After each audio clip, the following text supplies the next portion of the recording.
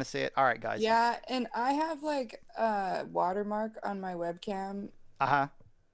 that's there if that'll be popping up and down. That's fine. It's all good. I don't think we can see it right now, so I think we're all good. So yes, thank you guys for sticking with me throughout that. I apologize for that. I was trying to get it. I was trying to get it set up yesterday, and it didn't seem to want to cooperate. But I figured, okay, well, when I actually get it, it'll probably be fine. But sorry, guys. Anyway, welcome, Jenny. Do you prefer Jenny or Jennifer?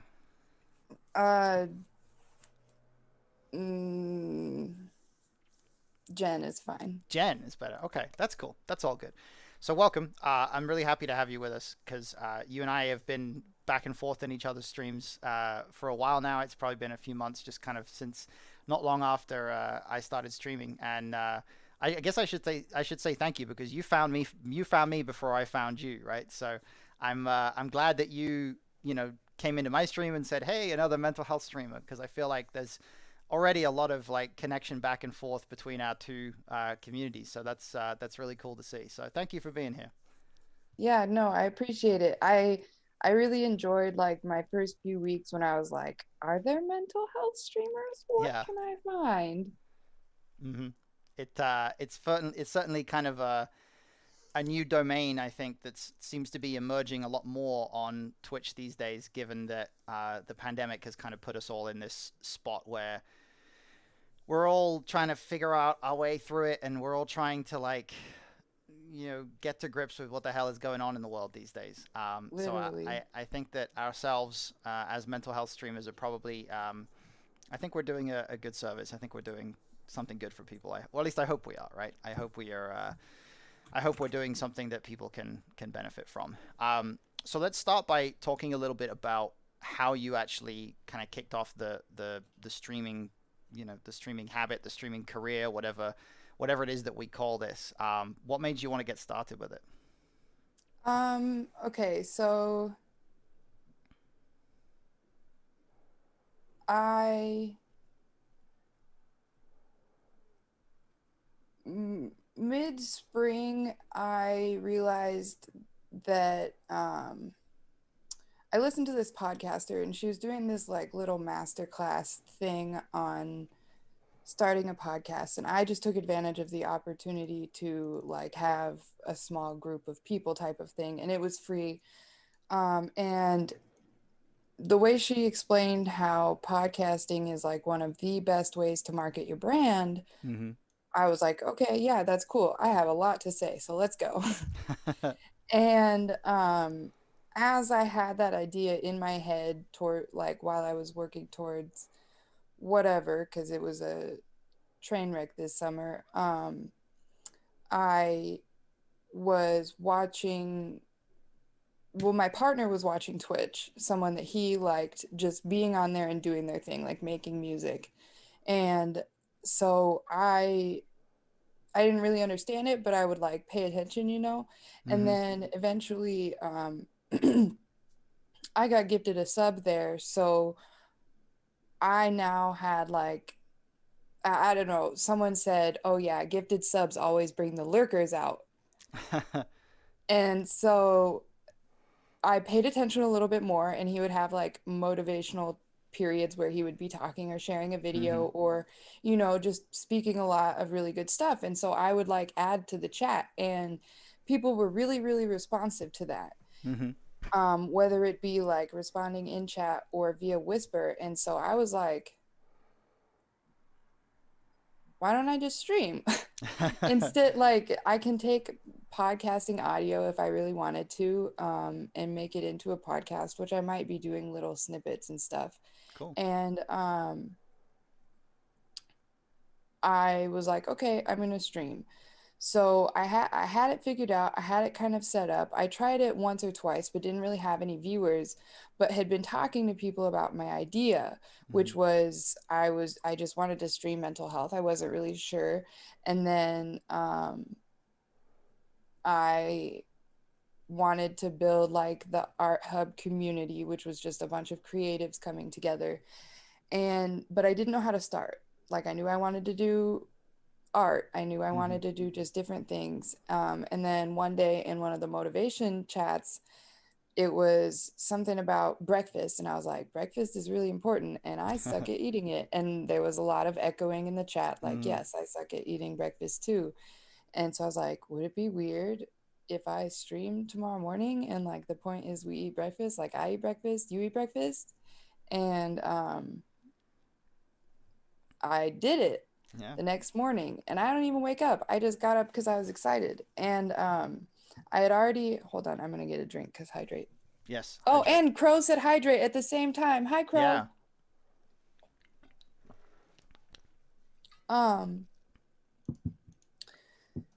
Mm, I had made like this really derpy, and Stevo. I made this really derpy overlay. I don't think it was derpy, and I got a lot of good comments on it. Basically, with all of the feeling words that I had learned over the summer in my peer support training. And I just took the two PDFs and like made them an overlay with like watercolor background and a spot for me, basically. mm-hmm. And those were my feeling words. And that's how I started. And I said breakfast and feelings because again, the reason to like stop and eat breakfast, like don't sit down and get distracted on Twitch, like you sit down on my stream and now you're gonna go get breakfast and come back type thing. Yeah. Like I'm gonna Mm-hmm. eat, you're not gonna be awkward about me eating on stream. But it has become more of that, more than that for me, in the sense of like, did you take your meds, have you brushed your teeth yet? Because I'm finding that like others will get up and maybe they haven't eaten but they go brush their teeth, Mm-hmm. or they remember to take their meds, or they remember it, like I'm just remembering right now that I still need to call the doctor and ask for a refill before Friday so that I don't get it. Mm-hmm.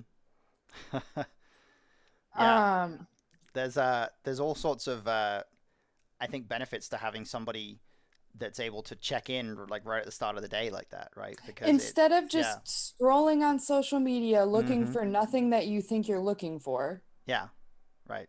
like, and I didn't recognize how much of an impact it had on others, I guess, until my life started improving. Mm-hmm. Because when I was doing it, so it was 2 weeks of this peer support training every morning, and then at the end of the training we would check in with a feeling word and check out with a feeling word. Mm-hmm. And I often would say like anxious and optimistic, or feeling depleted and hopeful, things like that. Mm-hmm. But it was, there were oft very often I had like negative terms, or rather term feelings, when my needs were not met.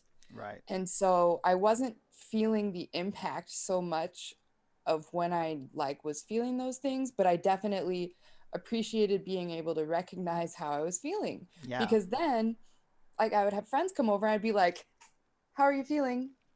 Like, look at the words. Don't tell me good. Don't Mm-hmm. say alive. No, like, how are you feeling?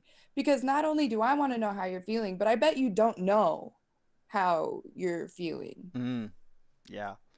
That's such a big thing for so many people, I think, that uh we get into this habit where describing how we're feeling or answering the question of like how are you doing becomes this ritual of like we just always just say like I'm doing okay, you know. You never say like you never really say like I'm doing How are you? fantastic, you Good. know. You. Yeah, Good. yeah, exactly. It's like What's up? Not much. You. yeah, it's like a ritual, you know, and we're not really sharing how we're actually doing. We're not even really like celebrating when things are going really well because sometimes we feel like that's too much about us, and so you know we just sort of diminish that, and then when we're actually feeling crappy we also diminish that too, and so it just becomes this cycle that we get into where Right. we So if never you actually stop talk and you're about. like, how am Mm, I feeling? Okay, I'm feeling a little anxious today. mm-hmm, So, what around me is making me feel anxious? And this was the other thing that I think maybe it was quarantine that gave me. We mm-hmm, don't have a lot of control right now. So, I became very, very aware of like my four walls. And it's like, what am I control of right now that can help these feelings of anxiety go mm-hmm, away? mm-hmm, Because I recognize that now that I can identify these feelings, I know that it's just a feeling, which is just an alert to tell you to do something. mm-hmm. And once you were like, now that we're putting labels on it, it's like, wait a second. Okay, so what do I need to do to fulfill or equalize or center myself if I'm feeling a little uncomfortable? Like, what's making me uncomfortable, and what can I do to help myself feel better? And I feel so cliche or Yeah. cheesy or what everyone else says when I say, like, when I talk about things like awareness or mindfulness, or listen to how you're feeling and you can help feel better based on, like, I feel like I've just heard those things often throughout my life. I don't know about anyone else, and that could have Hmm. just been through other periods of therapy or people trying to support me, but never did it resonate the way that it is now. So I don't know if it's clicking or if it was explained differently or what, but I'm telling you now, like, finding a label for an emotion and then recognizing that you're only in control of what you're in control of now gives you your options. Hmm. Yeah. And it's funny because humans are like, we have this weird thing where we like to have some options, but we don't like to have too many, right? So Yep. we if you give us 100 different things to choose between of like how we can spend our time, we'll be like, oh my god, I have all these things I can do. What am I going to do? And if you only give us one thing, it'll be like, oh my god, I don't have any choices. What do I do? But if you give us like three things, we're like, okay, now I can manage this, right? I can choose. I have Yes, this options. is why so many humans are like having a come to right now. And it's so weird because I kind of read about it in a book I read over the summer, which, excuse the language, but it's called Everything is Effed, because I don't really cuss either, so there's that. And Everything is Effed, a book about hope, Hmm. because things are the way they are. So how do you find what you need to keep going, Hmm. basically, Yeah. whatever that looks like for you? Right. And that Um, that process of uh, that process of developing a strategy for not not even necessarily just like survival, but like getting continuing at a baseline. I think is something that we're always trying to. I suppose to touch on the Baseline was a word I didn't like know until I was an adult, and we should know yeah, our baseline as a child. right, yeah, yeah, and this is Because and that just all goes back to like what like the highly sensitive person thing. It, it it's a thing, but then if you kind of take away that, and it's like, it, just as people, there are so many like small things that we could have been taking classes on or hmm something about ourselves yeah, to be able to properly function, to properly communicate, to properly listen. Not, oh, this is how you listen. Like, I don't think a teacher ever told me how to actively listen the way I learned it in my peer training yeah, this summer with the emotions. Like, hmm and it's like it feels like we have to go back to basics, but there were never basics given. right, yeah. That's the thing. People tell you like like focus on just the simple things that you got to do to get through day to day, and it's like, well, when That sounds someone like the all right, stupidest thing in the world. right, because when someone wasn't given the skill set of that, when someone wasn't taught what those things are, How it um, looks like to look at what you have. Like, hmm I don't know how to look at that until I have an idea of what. Yeah, exactly. right, and I think that to touch on the theme again, the idea of being in this sort of category where some of us experience a lot of sensitivity to the world around them and a lot of emotional sensitivity to what's going on, and I think it's almost when you're in that sort of category, and I don't know how much like genetics or I can like elaborate on that too, or but sure, yeah, you're doing go great. ahead. I was gonna say like when you're in that category, it gets amplified because you get made to feel Yep, like exactly. the fact that you're responding in the way to certain things and that you don't have this baseline and things are going up and down, Our baseline is your is responsibility. actually misshapen. Mm-hmm. Out like our baseline as a sensitive person is more misshapen than a regular person, or rather a person that doesn't have the hypersensitive person trait. Mm-hmm. Okay, so I wasn't gonna make a list, and then I was, and then I List wasn't. is And then I fine. sat down and started highlighting and was like, I'm gonna use stickies. And then I was like, nope, I think I just have to make a list so I can make sure that I can give the full picture of it Mm-hmm. because I really want it to be clear that I dislike using terms that make people feel even unconsciously that it's like therapy or something scary or weird or Mm-hmm. whatever. I want you to Yeah. be like, makes sense. What does this feel like for me? Like, Mm-hmm. how, just whatever. And so a highly sensitive person it's a trait that, well, yeah, okay, I'll just start with that part and explain it from there. So a highly sensitive person, or what it means to be a highly sensitive person, is um, we have an increased depth of processing, a Mm-hmm. tendency to be more easily overstimulated, a higher level of emotional intensity, an increased awareness of environmental subtleties due to sensory sensitivities when compared to non-HSP groups, just kind of Interesting. simply put. Mm-hmm. So depth of processing, deep thinking, considering all sides of the scenario, being in tune with a lot of different things. So that can lead to where was it? It can manifest as high conscientiousness and mindfulness of others Uh, and awareness of like long-term consequences, high levels of insight, and needing time for reflection. Um, However, we seem like we're slow to make decisions and come to conclusions mm, and can experience decision fatigue from that, right. Mm-hmm. And which decision because fatigue is we are very just real. taking the energy to now process. Mm-hmm. So like we're taking in so many more things at once that like our brain is just doing extra energy. The Mm-hmm. overstimulation is like we're more impacted by the input from like all five of our senses. So like a loud bang or a strong odor or a soft ticking sound, like all of these things, I'm like, I am the most startled person in the world. Like you can ruffle a paper, and if I hear it a certain way, like I will jump. Mm-hmm. And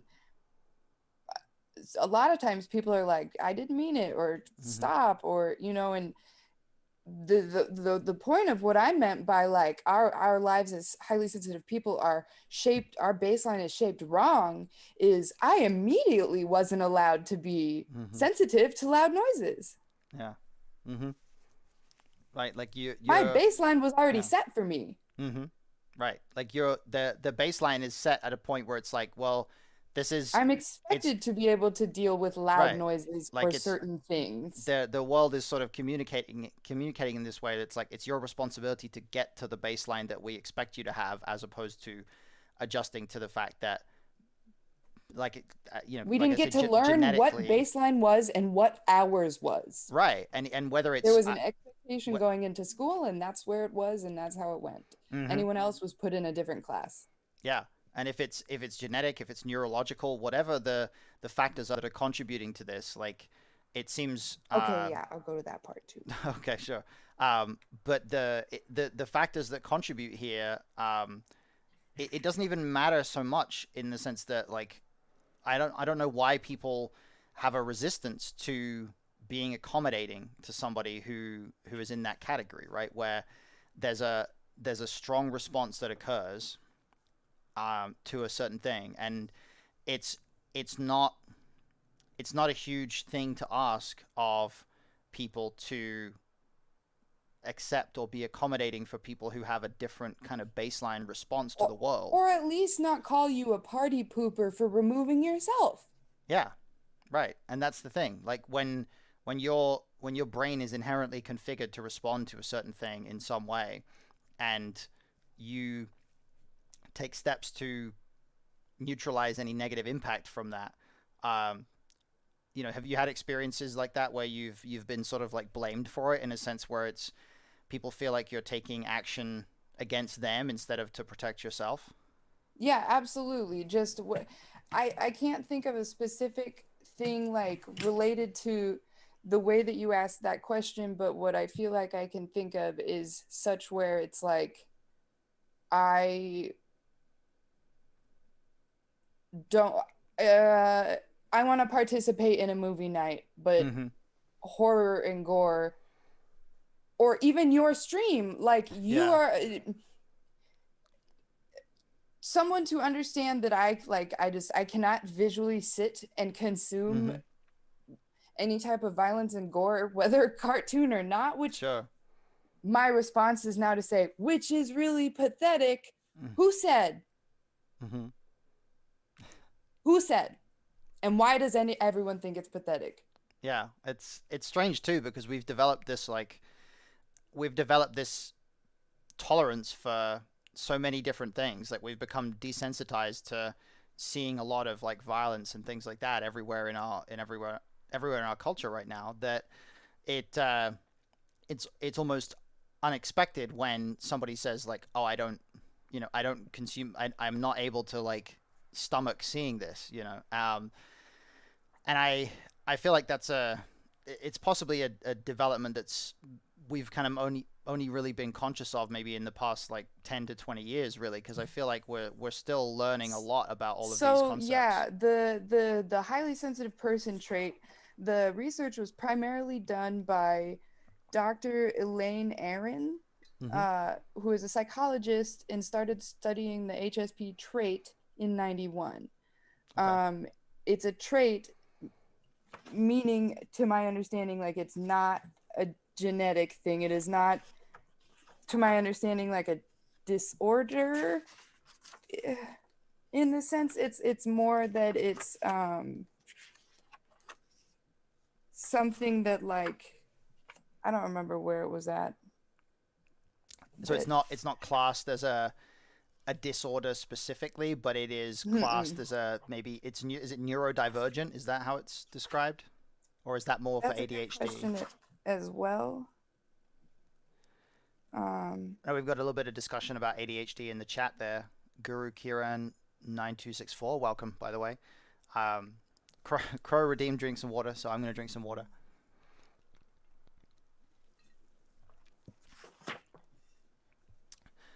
Interesting stuff from Cannabis Coach Europe. What is culture and how does it develop, and what about medicine? I mean that's a big question. is Um, not where my brain is, and see, some people can transition, I cannot. right, I know that if I get off that, I will not stay where I'm at right now. sure. All right, well, Kath, we'll see you later. Take care. Bro, hold on, I'm Appreciate you gonna being here. scroll up. Um, yeah, hydration is going on.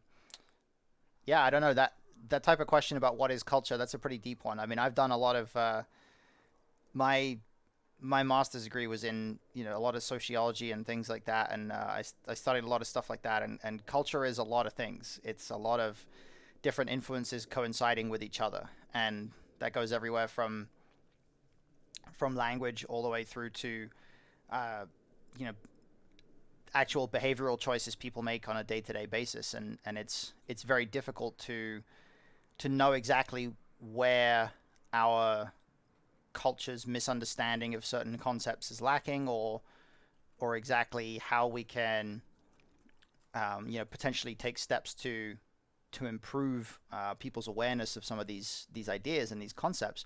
But do you find out there that there are a lot of people who maybe aren't aware that this kind of highly sensitive person designation exists, and that it's they're not really aware of the types of differences in how you experience the world? If that was a question to me, I was absolutely replying to Okay. Kieran.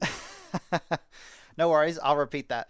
Do you do you find that there are a lot of people out there who don't seem like they understand that this highly sensitive person designation is uh it's a sort of it's a thing that fundamentally that changes your experience of the world, I guess? Do you feel like people don't get it? Yes, Okay. yes, yes. Simply because, well, not simply, but for a lot of reasons. Because it's not a disorder, because it's not old, but also because sensitive in itself, people hear as negative. Yeah. Hmm. Yeah. So you are just immediately like, our schemas, our lenses of when the word sensitive comes in play, you become defensive if you're being called sensitive, or Mm-hmm. you are like, it is not often that like the word sensitive comes up without judgment unless you're around the right people. Mm-hmm. Yeah. And to uh, for the right people, how do you think the context changes there? Like, what do you think the healthier vision of the word sensitive would be? That's a great question because uh, that's it's just some like it's hard for me to think about just because of how fully I feel people, Mm-hmm. that it's very, very hard to identify with what it feels like to not be sensitive. Um, because all of my life I've just felt so oversensitive that I'm not sure what's not sensitive. Mm-hmm. And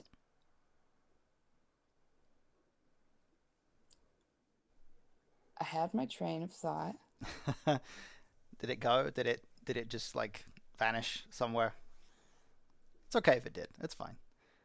We'll pivot to something else. One other thing I'm really curious about, actually, now that we're on the subject of hello, by the way, Nod Congo in chat, hola. Um, I'm very curious about your qualification as a peer support specialist, because you've mentioned it a couple times already, the courses that you took and the training that you did. Um, what has that taught you about your own status as a highly sensitive person? Yeesh. The peer support training was one big life changer for me, just Mm-hmm. in the sense of like the workbook they gave me to be able to work with other people was like, whoa, you guys just gave me a guide to life. Fantastic. Um, what was the other part? What is it? What has that taught you about your highly sensitive tendencies? I guess. Sure. So, um, that's an interesting question because I haven't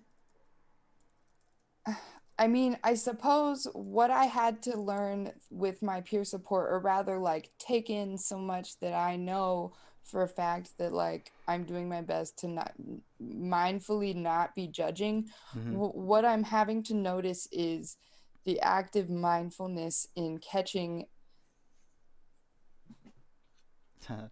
it, Oh. checking it, and changing Oh, it there we go. Okay.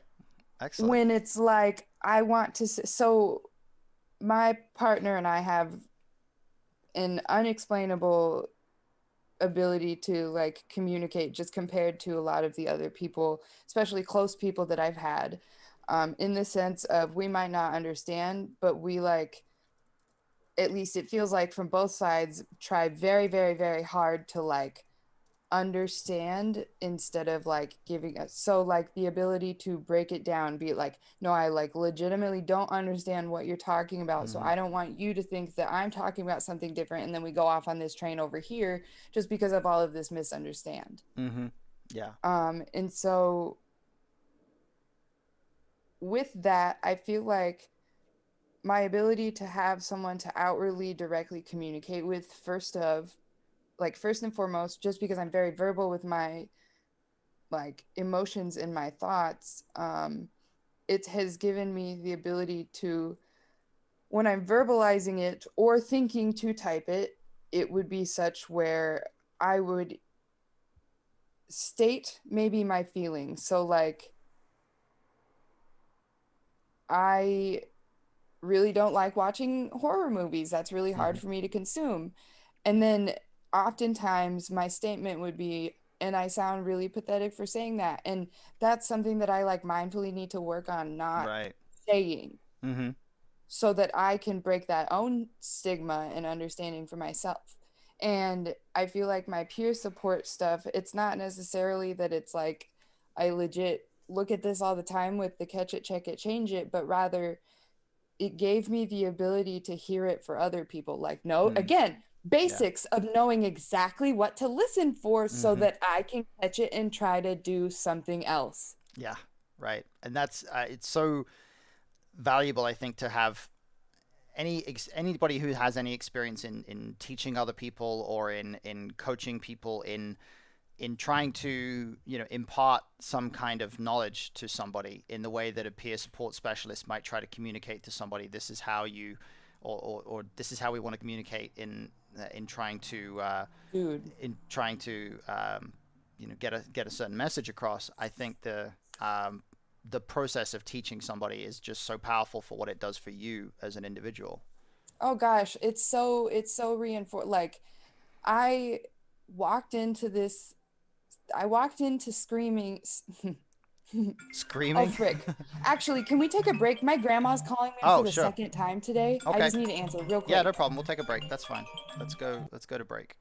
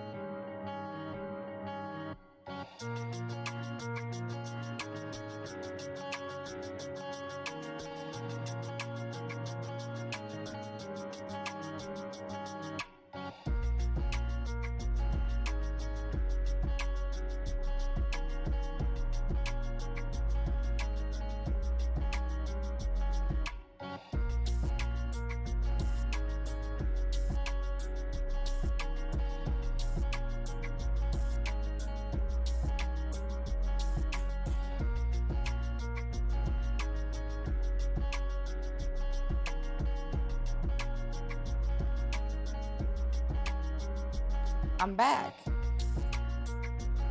Okay, so she called me earlier and I knew what it was. I sent her one of my like quote cards, Mm-hmm. like like one of my these. Yeah. Do not give up. I love that.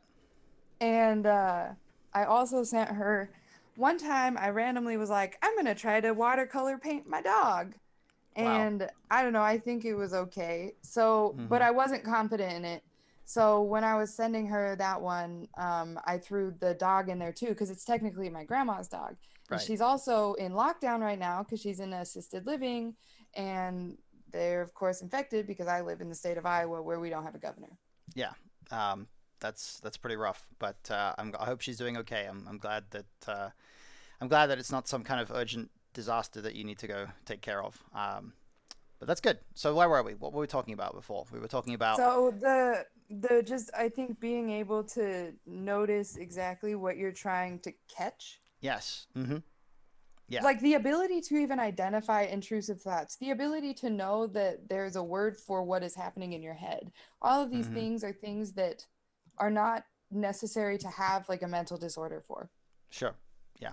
And I think that we, I think that there's probably a period where in our history as a whole where we got into this habit, I think, of like looking at like mental disorders, and then everybody else is like mentally ordered, like we're all normal, And then there's no like mental wellness in between. yeah, there's no line where it's like at a certain point it's kind of gray as to whether you have a quote unquote disorder or not. There was no room for gray area. It's like you're either normal or you're not. And that mentality seems to have, I think it's eroding, but I don't think it's completely Yeah, I gone would now. agree in the sense of like you just think about I'm having feelings of anxiety versus having anxiety disorder. I think Yeah. that that is much clearer, just simply put, Mm-hmm. because others are able to recognize that they are feeling anxious thoughts and they don't have anxiety. But Mm-hmm. before, you might not want to think you have anxious thoughts because you might think you have anxiety. Mm-hmm. Yeah. And for me it was like it was sort of a similar process of that, or my experience was very similar to that in some ways, in that I for a long time I was not really aware, or like I didn't conceptualize it to myself as I have anxiety, or I have depression or things I like didn't that. understand what Yeah. anxiety meant. Mm-hmm. Like, I did not understand and see like a full me getting like I struggle to even use the word triggered because I feel like everyone has hears it differently, so I don't Yeah. like to use it. But like Mm-hmm. to see a full me get triggered and then have like be able to reflect on the 15 minutes of complete like this is what I am doing to now equalize what just triggered me, and then the again communication with my partner was enough to where I could explain exactly like I received this and this is what happened to me. I'm really sorry. And they were like, I'm sorry I triggered you. And I'm like, Mm-hmm. yes, that event then caused all of these reactions that were not normal of me. Mm-hmm. And so even to like be able to recognize like what it means to you have to know your feelings before you can figure anything else out. Mm-hmm. Yeah. To what extent do Because you? then it Oh, feels different. It is not you. right. You Exactly. can remove yourself from it and You look at it. you and the feeling are different concepts now. You know. You and the thoughts are Mm-hmm. different concepts. Yeah. Yeah. Exactly. And to what extent do you think streaming has helped you with this? Like, has it reinforced a lot of these ideas about how you understand your own feelings? Absolutely. I think it's something that I haven't found quite the words yet to describe, but I know that I am doing things or reinforcing things kind of unknowingly. For example, like I'm not into spirituality enough to have recognized that I've really kind of unconsciously been manifesting throughout my streaming because I am Mm-hmm. simply, quote, putting it into the universe. I am speaking a lot more things, and therefore, like, I didn't get my car tires, which were bald in March, changed, and I just wasn't. And it was like I became okay with not doing it until it was a need. And then all of a sudden, like, I was talking about it in stream, and then I just did it. Mm-hmm. Like, there was no oh, I really need to go do it. I'm gonna go like get going and doing it and just being like it was like, okay, today I'm gonna do it. Like it was wild. And I just I believe that that is from me being able to talk, and then also with my talking have finally found a place where I can talk it out and find supportive responses, whether it is supportive or idea or direction or reframe or redirect, like whatever it is. Like Mm-hmm. it it is helped me tremendously. And one there's still self-doubt in me, so I'm not good at talking about it enough, but I know that there are a lot of people from my stream who have felt a similar impact in the sense of like it feels weird to not start my morning this way, like Mm-hmm. just kind of checking in with people and seeing what's up and just being like mindfully aware. thinking about myself for once when we think we're thinking about ourselves and we're not. Hmm. Yeah, I think there's thinking about yourself, and then there's mindfully thinking about yourself. In that, there's a Just like I difference. learned that Hmm. there's mindfulness and then there's being mindful of your mindfulness. Oh, wow, that's next level. What's the? That was one of my first breakthroughs on stream that I had. Hmm. Like I have a viewer who can like trace back to that stream because that was a while like I had realized it saying it out loud. I was talking about it. I was trying to describe what I meant by like it just I hit a point where this summer like I thought I was mindful. I was Hmm. trying to be mindful of what was around me. But then there's being aware of your mindfulness, being Yeah. mindful of your mindfulness. Am I mindfully trying to be mindful right now? Right. Because you're thinking so much about how mindful you're trying to be that you're actually not That thinking you're about not what being you're mindful. not being mindful, right? You're like Or you getting might be, but you're not being like helpfully mindful. you're just kind of occupying your brain thinking about Yes, what's going on yes, around you. yep, Yeah. yep. Like if you're just thinking like, "Oh, I am picking up my phone right now," or "I am doing this thing right now," and that's the thought that's going through your head. That's a certain kind of mindfulness, but it's not actual mindfulness. So I can't say oh, I wasn't like I was mindful, but now I'm mindful of my mindfulness. Hmm. Yeah, and it it's a it's sort of a cycle, right? Because you can get so caught up in trying to be maximally mindful. You can I get hate so caught. self-awareness. Yeah, yeah, right. You can get so caught up in trying to be more and more and more aware all the time that you go down this rabbit hole where you can never reach the point that you're trying to reach. Like you can never reach this point of like just full awareness of everything that's happening. But at the same time, it's also this beautifully simple thing where as soon as you just remind yourself to try to be aware of what's going on, there's a huge change between that and when you're just not aware at all. When you're just like not mindfully thinking about what's happening in And my it's hard to environment right now. explain and it's really hard to grasp if you're not even fully mindful Yeah. Like it's because I think the I don't I should Google it sometime to figure out, but I trust the great kind when she stated 90% of people in the world think that they are self-aware and only 10% of people in the world are self-aware. mm-hmm. Yeah. That was wild and it makes sense, but think about like there's not and that's the biggest thing for streaming with me. Mm-hmm. Those around me I think recognize a little bit more of the control that they have than they did before.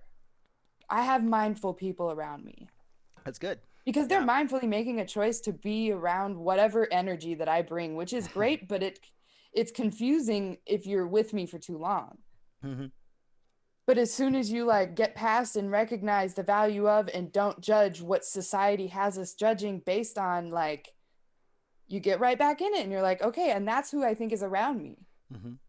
Sure. And so that like that in itself is like what just drives me to push Twitch. I wish that it wasn't owned by Amazon. I wish things were Mm-hmm. different, but it do the best you can with where you're at now. Mm-hmm. Exactly.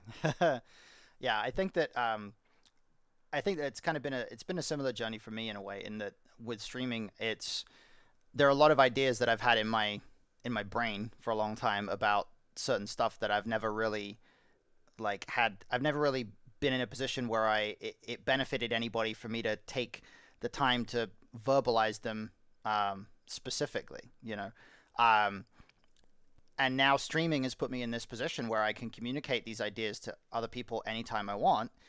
And You get to start putting it in the universe whether someone's listening or not. yeah, and when you put stuff out there that is a representation of experiences that you've had and perspectives that you have to offer, it's surprising a lot of the time how people respond positively because it doesn't have to be some kind of concept that is some theory about how some theory about how the world works or some theory about how the It brain is works or literal something like that. vulnerability for who you are as a person. Hmm. Yeah, and I think streaming is um, one of the things that streaming as a as a field, I suppose, has brought into the world is there's a whole lot more people out there right now who are actually sharing parts of themselves with pretty large communities, and that can only really be a good thing in that it gives people something to connect to, and I think Which we're is all looking for exactly something why like I'm that. so pro Twitch in the way that I'm like, if we're already getting rid of cable, like twitch.tv, we have our own TV channels. We can Hmm. choose what we consume. Yeah. We don't have to be watching stuff that people are putting out that's even like not representing or not depicting or what like go find where you want to be or put it out, do what you want. Like Hmm. it it just all goes back to control. Yeah.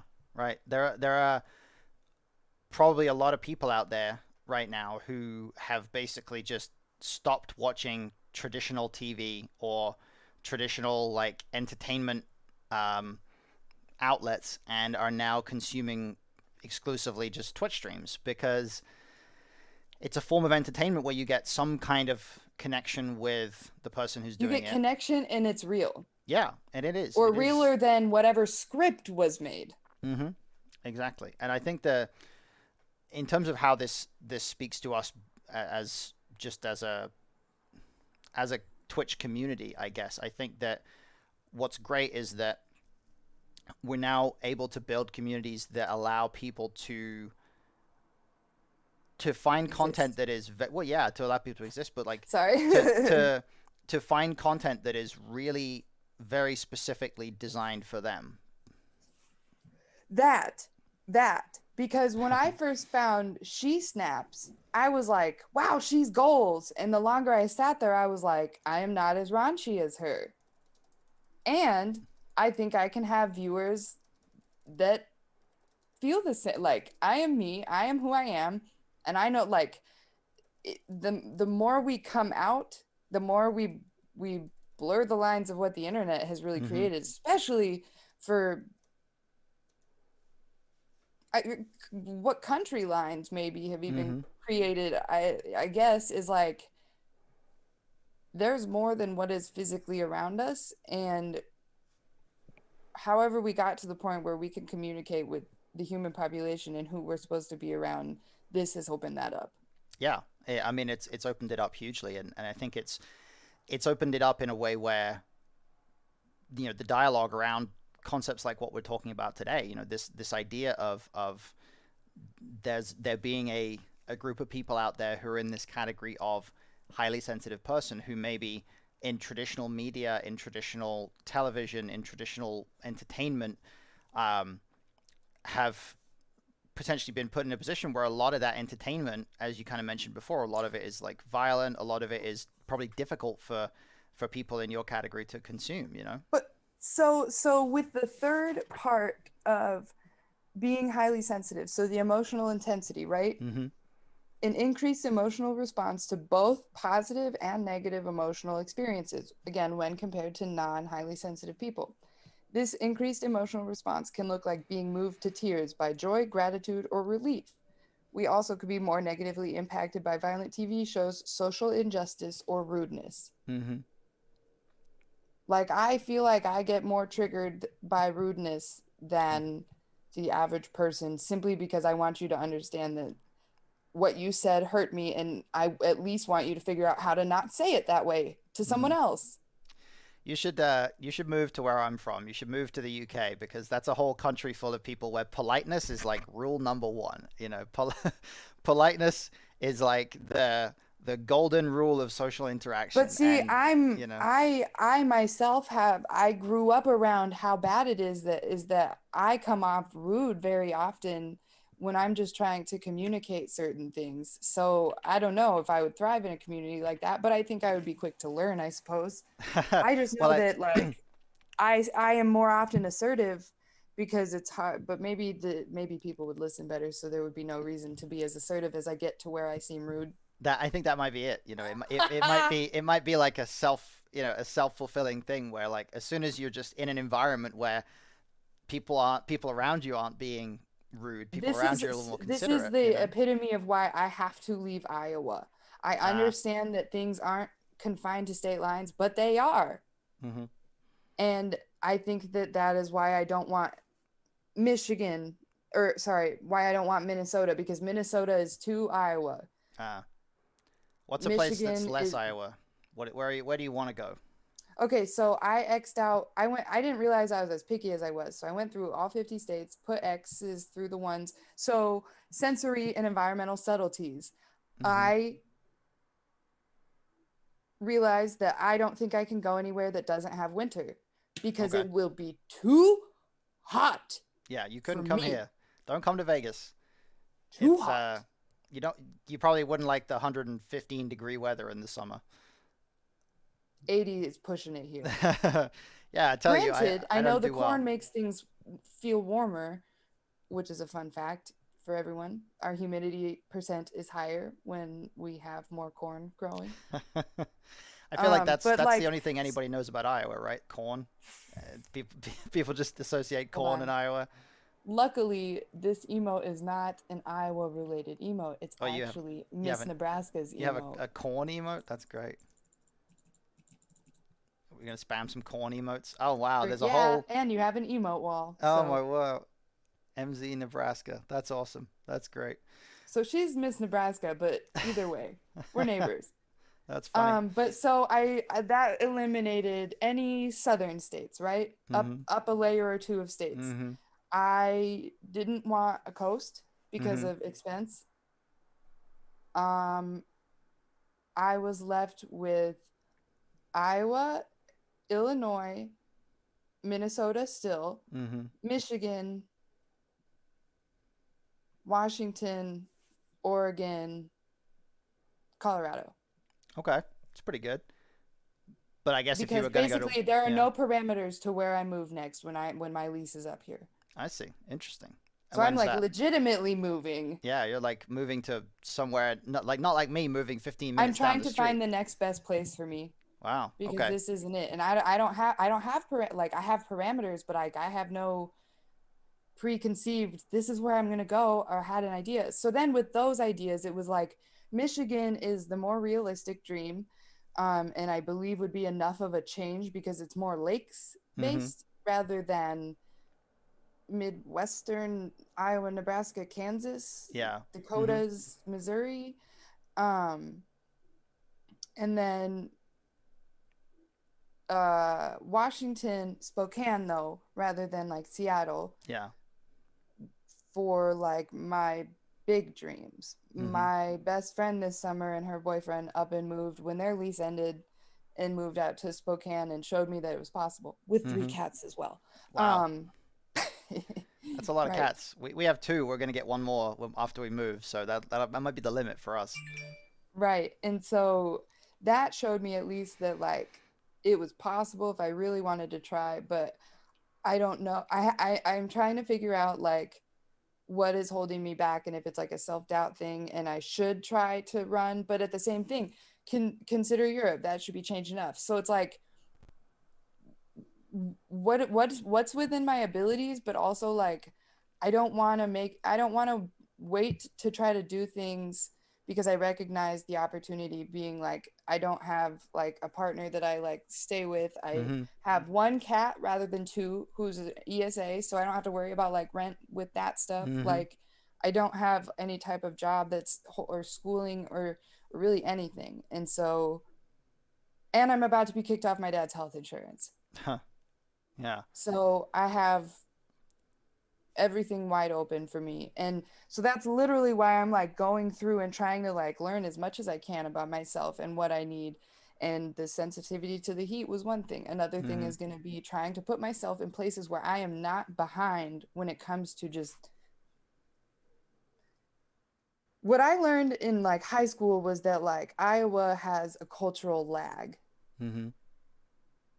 And I don't really know what that means or how that can be looked at, but I am trying to not be in a place where I'm the last person to learn something. I see. I see. Do you feel like do you feel like what type of thing are you talking about though when it comes to the cultural lag? Are you talking about like trends in terms of how people behave, or are you talking about um, I don't know, Both technologies that arrive materialistic there? and Yeah. personality. Okay. Interesting. because it's odd, but because when I learned it, it was materialistic based. Mm-hmm. As an adult, it is quite obviously, I feel like, just like the quality of people you're around, maybe. Right. I see. Yeah, and I don't know. it's got to be it's got to be frustrating. Do you feel like there's that excuse me, do you feel like that idea of being highly sensitive, do you feel like that's even less understood in Iowa particularly? Yes. Okay. Yes, Mm-hmm. because the idea of anything other than what exists in this state Yeah. doesn't exist. Right. So for me Yeah. to ask for my boundaries to be respected, or ask not to be judged when I leave something early, or ask to have break, all of that is going to be judged all the time, no matter what. We will be the last to learn if there aren't significant changes, because Kim said, "I'm going to let the people fight COVID," and Mm-hmm. now we lost. Look where that gets you, right? You know? Yeah. So, like, we are having New York numbers in Iowa 11 months into the pandemic. Mm-hmm. Nobody else is. Nobody. Yeah, it's crazy. What about what? I heard the Dakotas were doing really badly. Are they still doing badly, or are they not as bad now? I'm not sure, because I'm not sure if those governors started to tighten their reins or not. I just know that Kim has not. Yeah. Like, she limited sports for the youth, Mm-hmm. but Great. not, college sports or Yeah. adult sports or. So you guys still have like full on college sports happening? Like, Oh, schools have to apply to go online only. wow, that is Apply. that is wild. That is really wild. Um, No mask requirement. yeah. I mean, I do not envy living in a place like that. I mean, Nevada's not been great, but that's way And so, worse. like, to control what I can control, I want more control than this. Yeah. Because there is nowhere for me to not be judged. Mm-hmm. And even if I find a small pod, it means nothing if I try to go across the street. And that I don't like living like this, Mm-hmm. Yeah. I think that because I'm trying to conserve my energy. And so choosing not to engage in certain things leaves me stuck in my head, or, whatever. And then mm-hmm. this is not it. Yeah. And as a highly sensitive person, that is directly related, I feel like. I was gonna say it sounds like it sounds exhausting. You Because know, I it can't bear sounds it's yeah. exhausting, because Yeah. I'm sensitive and I don't fit in. Right. It'd Mm-hmm. be different if someone's highly sensitive and wasn't as aware, Right. because highly sensitive people that are like very highly conservative exist, Mm-hmm. but they're either pushing themselves down even more, or they're trying to be highly sensitive but also very conservative. So it's just like it it's a disaster of what I'm learning, that like anyone in my life that doesn't get it, they Sure. don't get it, because there is some kind of swirling toilet bowl that is impossible to get out of without the most perfect incident for someone to try to consider something different. Sure. Yeah, I see what you mean. And it sounds like it all comes down to people struggling to empathize, really, just struggling to Yes. understand that not everybody is like them, and that Or understand yeah, what it means to be empathetic. right, right. And I think that there's a long way to go for really all of us, society wise, in terms of being able to empathize. But at the same time, like some countries are worse than others at that, and I think the U.S. particularly right now, with the way everything is at the moment, I think that we're seeing a big struggle. A struggle for people to empathize with those around them, because the whole essence of society getting through a pandemic is that we all need to recognize that protecting ourselves is not the only thing that matters, and protecting other people is more important, because when we don't protect Protecting other ourselves people, will not save the country. right, if each person does what is necessary to protect themselves, the problem is the virus still spreads, and that's the thing that we deal with. So it's frustrating, and it's funny because I feel like every interview I do right now, we come back around to COVID in some way. It's kind of funny that Well, I It's do have one question, and this is something I sure. feel like Yeah. both people sensitive and not sensitive experience. And this is a Mhm. question for like people in the chat, people who are lurking. Mhm. Does anyone else cringe or search for or want to tell anything you watch on TV or any clip of anything?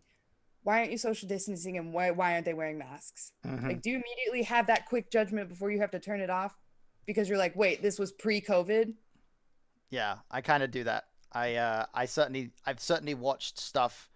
I've watched stuff recently that like feels weird to watch because I have to remind myself like, "Oh, wait, no, this was filmed I last shouldn't year." be expecting them to be in Yeah. masks. Yeah, exactly.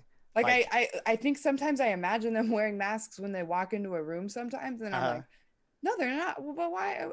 yeah.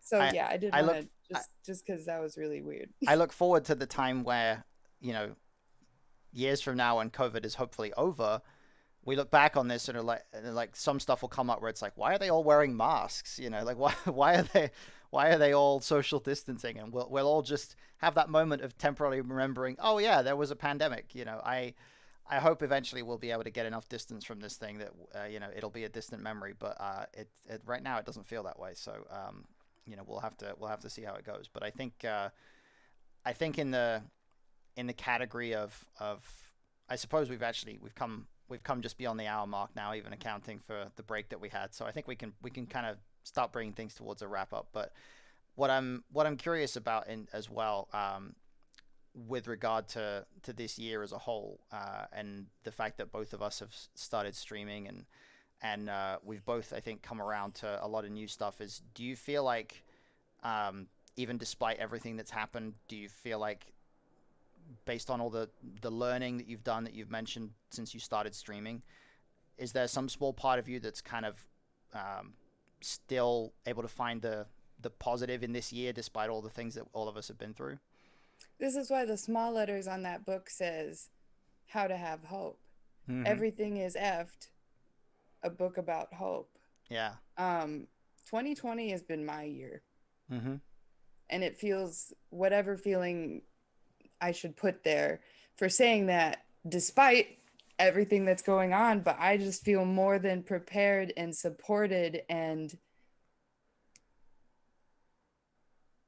ready to make the difference where I can make the difference. Mm-hmm. Yeah. Because I understand that I can't make all of the difference, nor can I expect to make difference in certain places where it's not my place to make the difference. There you go. Right. I feel prepared for that, and that's all that I can do, regardless of how the world goes forward. Mm-hmm.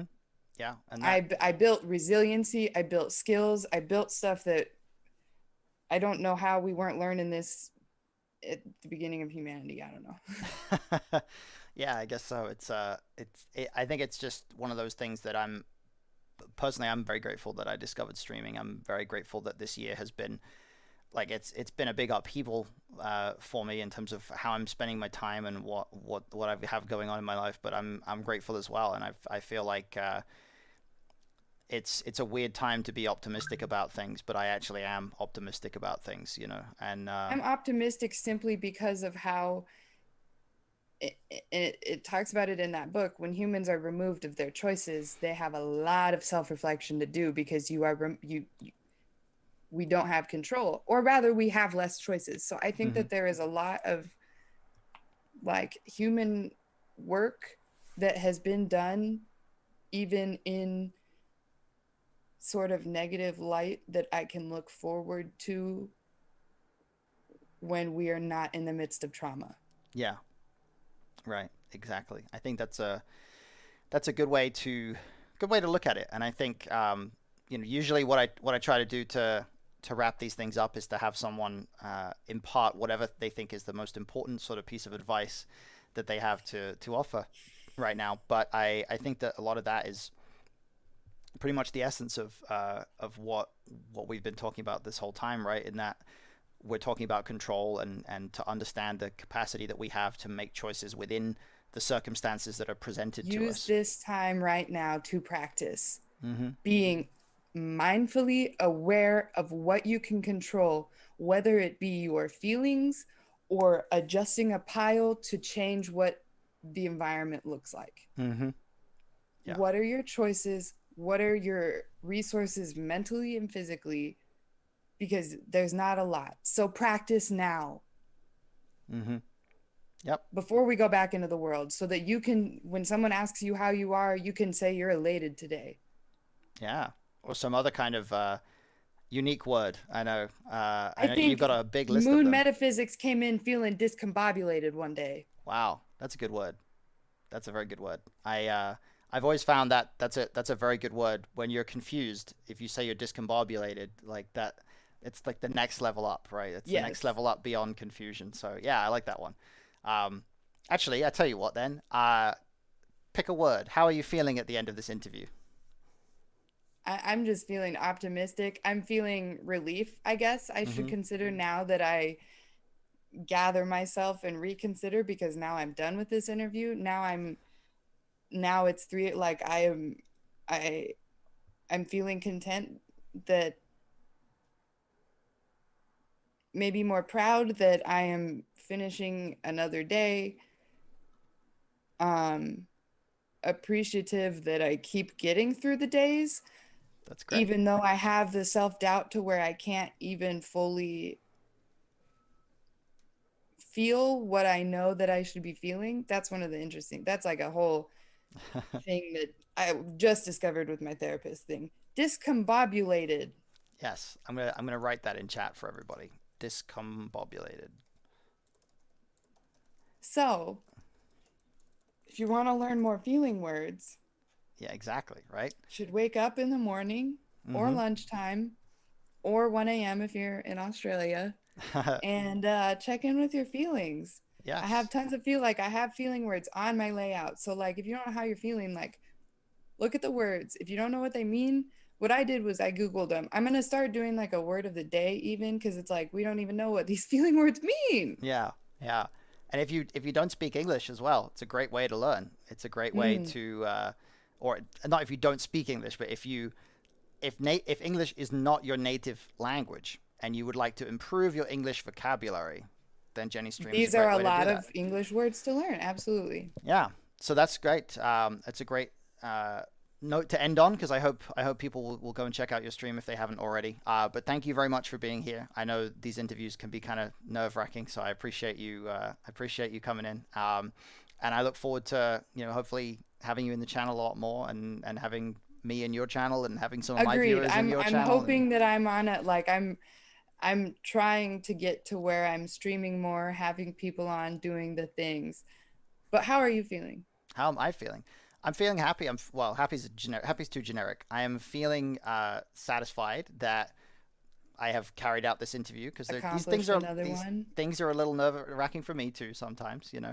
I'm feeling relieved that we got through a couple technical hitches without too much disruption to the stream, and I'm feeling excited to continue the stream today and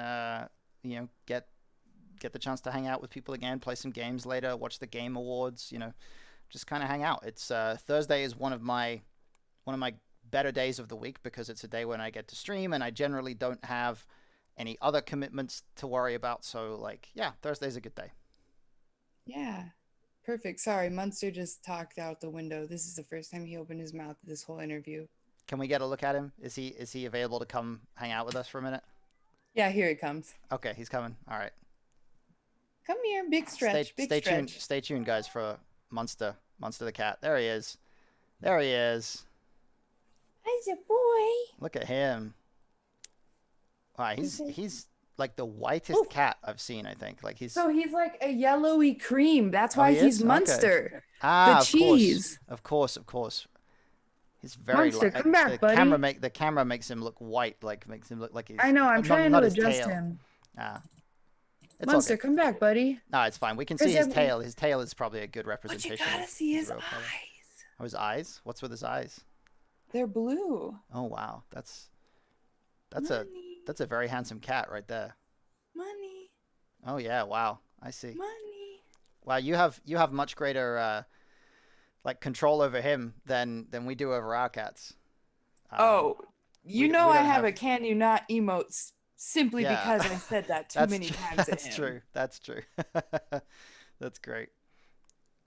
Goro187 says, "Why did Matt cut off Santa Claus's cheeks and put them on his face?" Well, thank you, Goro. You were about to get timed out because that is an odd thing to say.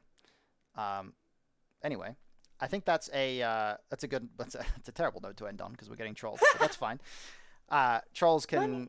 can get fucked. But anyway, I appreciate you being here. I appreciate the time that you spent with us, and I appreciate Munster for hanging out as well. Thank you, Money. Um, so I will talk to you again soon. For the time being, we will hop off. You can drop off the Zoom call, and if you're going to hang out in chat, then we'll welcome you there. So thank you, and we'll talk to you again soon. Yeah, thanks, guys. All right, take care. Bye bye. Bye.